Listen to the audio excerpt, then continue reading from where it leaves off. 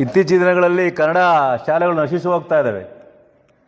ಅದರಲ್ಲೂ ನಿಮ್ಮಂಥ ವಿದ್ಯಾರ್ಥಿಗಳು ಎಲ್ಲೂ ಹುಡುಕಿರು ಸಿಕ್ಕಿರೋದೇ ನಮಗೆ SLC ಮತ್ತು PUC ಕೇವಲ 16 ಜನ ಮಕ್ಕಳು ಮಾತ್ರ ಸಿಕ್ಕಿದ್ದಾರೆ ನಮಗೆ. ಯಾಕಂದರೆ ಮಕ್ಕಳನ್ನೆಲ್ಲ ಕಾನ್ವೆಂಟ್ ಸೇರಿಸ್ತಾ ಇದ್ದಾರೆ.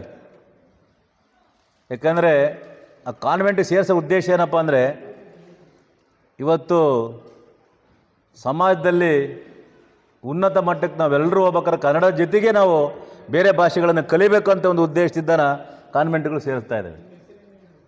ಅದಕ್ಕೆ ಬಂಧುಗಳೇ, ತಮ್ಮ ಮನವಿ ಮಾಡ್ಕೊಳ್ತೀನಿ, ನಮ್ಮ ಪೋಷಕರು ಹೆಚ್ಚಿನದಾಗಿ ನೀವು ಅಭ್ಯಾಸಕ್ಕೆ ಒತ್ತು ಕೊಡಬೇಕಾಗುತ್ತೆ.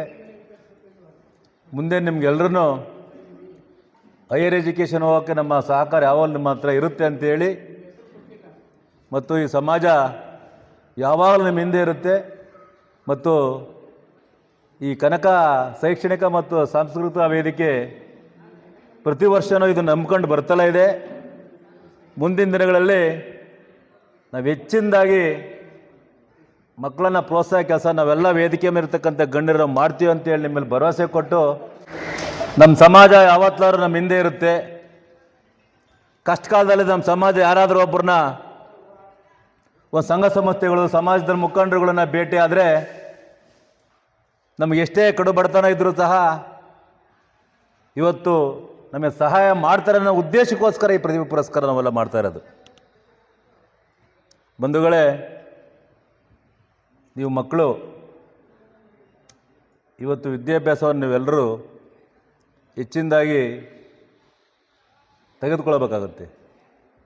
ಏಕೆಂದರೆ ಇವತ್ತು ವಿದ್ಯಾಭ್ಯಾಸ ಇಲ್ಲ ಅಂತಂದರೆ ನಾವು ಸಮಾಜದಲ್ಲಿ ಏನೂ ಕೆಲಸ ಮಾಡೋಕ್ಕೆ ಸಾಧ್ಯ ಆಗೋದೇ ಇಲ್ಲ. ಆ ವಿದ್ಯೆಗಿರ್ತಕ್ಕಂಥ ಗೌರವ ಬೇರೆ ಎಲ್ಲೂ ಸಿಗೋದೇ ಇಲ್ಲ ನಮ್ಗೆ ಯಾರಿಗೂ. ಈಗ ನಿಮಗೆ ಅನಿಸಿರ್ಬೋದು, ರಾಜಕಾರಣಿಗಳಿಗೆ ಭಾರಿ ಗೌರವ ಇದೆ, ಬೇರೆ ದುಡ್ಡಿದ್ದವನಿಗೆ ಭಾರಿ ಗೌರವ ಇದೆ. ಇದೆಲ್ಲ ತಾತ್ಕಾಲಿಕ. ಅಧಿಕಾರ ಇರೋವರೆಗೂ ಮಾತ್ರ ರಾಜಕಾರಣಿ ಬೆಲೆ ಸಿಗುತ್ತೆ. ಅಧಿಕಾರ ಹೋಯ್ತು ಅಂತಂದರೆ ಯಾರು ನಮ್ಮನ್ನು ಮಾತಾಡ್ಸೋದೇ ಇಲ್ಲ ಯಾರನ್ನು. ಆದರೆ ವಿದ್ಯೆ ಕಲ್ತಿರ್ತೀರಲ್ಲ ನೀವೆಲ್ಲರೂ, ಆ ವಿದ್ಯೆ ನಿಮಗೆ ಸುಮಾರು 60 ವರ್ಷಗಳವರೆಗೂ ನಿಮಗೆ ಅದು ಗೌರವ ಕೊಡ್ತಲೇ ಬರುತ್ತೆ.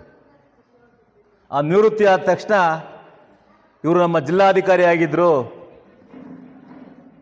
ಇವರೊಬ್ಬರು ಮುಖ್ಯ ಕಾರ್ಯದರ್ಶಿ ಆಗಿದ್ದರು, ಒಬ್ಬ ತಹಸೀಲ್ದಾರ್ ಆಗಿದ್ದರು, ಒಬ್ಬ ಹೈಸ್ಕೂಲ್ ಟೀಚರ್ ಆಗಿದ್ದರು,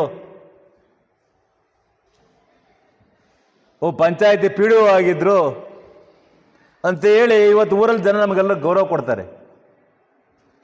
ಅದಕ್ಕೆ ನಾವೆಲ್ಲರೂ ವಿದ್ಯಾಭ್ಯಾಸವನ್ನು ಮುಂದಿನ ಪ್ರಜೆಗೆ ಮಕ್ಕಳು ಹೆಚ್ಚಿನ ರೀತಿಯಲ್ಲಿ ಅದನ್ನು ಒಂದು ಪ್ರತಿಷ್ಠೆಗೆ ತಗೊಳ್ಬೇಕಾಗುತ್ತೆ.